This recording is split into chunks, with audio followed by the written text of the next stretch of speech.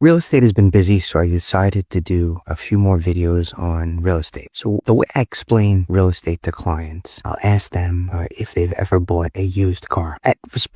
It used to be a more effective example. A lot of people now lease, but the reason I use the used car analogy, and there's a segment of my population that in fact knows this example, but what do you do with a used car? A person has a car, you give them the cash, $3,000, $5,000, $22,000, whatever the car is. Often enough, people will have that sum of money in a bank account. They take the money out or under the mattress. They'll take that money, give it to the holder of the owner of the car. The owner of the used car will sign the title and will give you the keys. Cash, bank checks, cash, keys and title. And that's exactly the way the real estate story happens as well. That's the big picture. That's the 10,000 foot view. If a person had the $500,000, the $940,000, the $1.2 million in the bank, they would give it to the owner of the home. The owner of the home would sign over a title, which is called a deed title, that signed the deed and give keys. And that's it. That's the overall big picture. Now, what happens? People don't have the $500,000, the $940,000, or the $1.2 million